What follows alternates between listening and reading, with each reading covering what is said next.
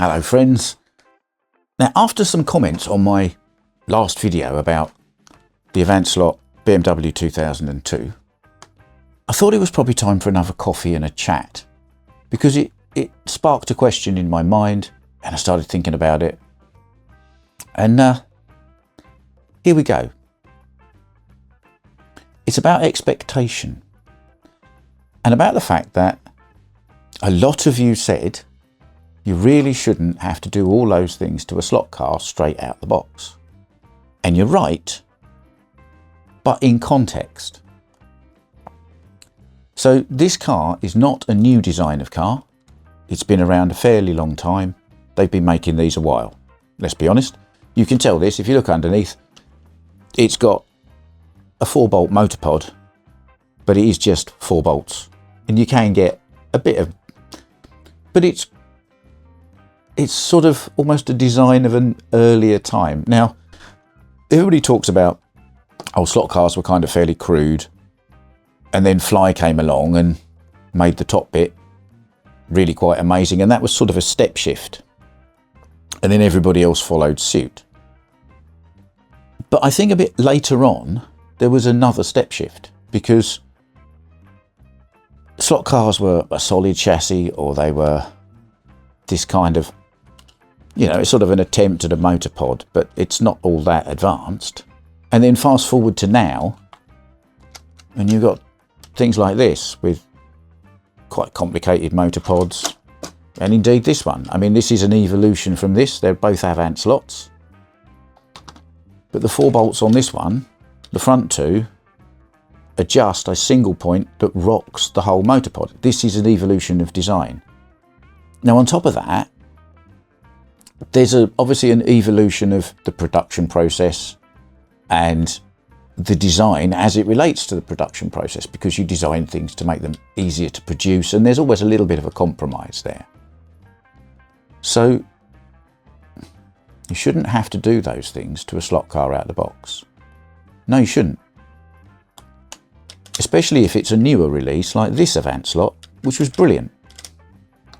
Or this one, which was brilliant out of the box. I mean, I tweaked them a bit and they ran even better, but they were great out of the box.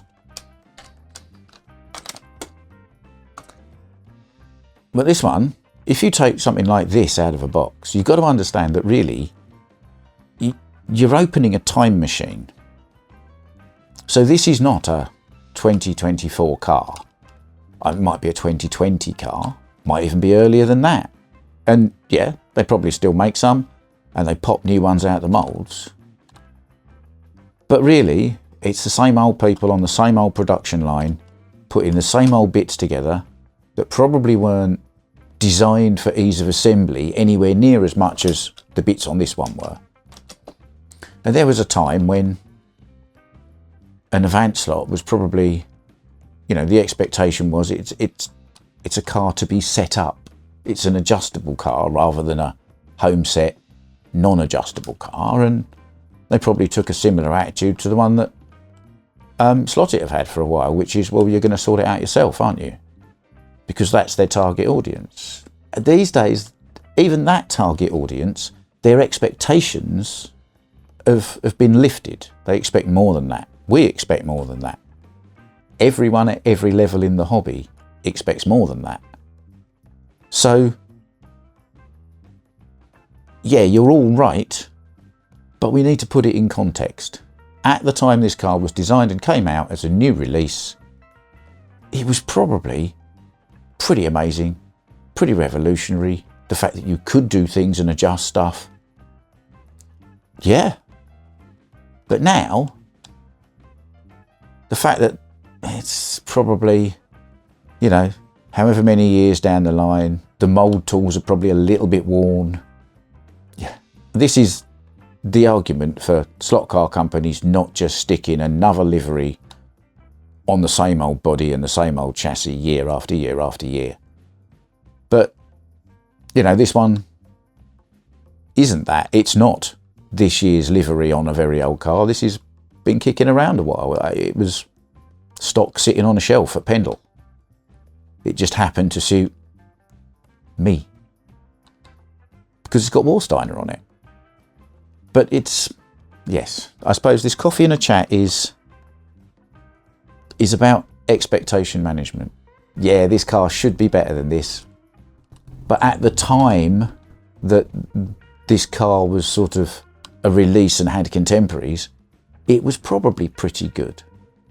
And as a brand, I would say, when I look at these newer releases, I think Avant Slot have probably maintained their position in the hierarchy of slot car makers. But if you take this in today's context, yeah, it's a bit bad. But overall, I'm not knocking Avant Slot. I'm knocking the past.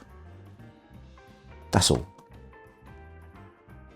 My expectations have changed, but on a sliding scale with context to the past and how things used to be. So I'm not cross about this car being the way it was. I was kind of expecting it because it's from a time when you kind of expected it. Yeah, woe betide Avant Slot. If this had been terrible, I'd have really said about it. And you know I would have done. So, yeah. Graduate your expectations, I think, is lesson of the day. Good chat.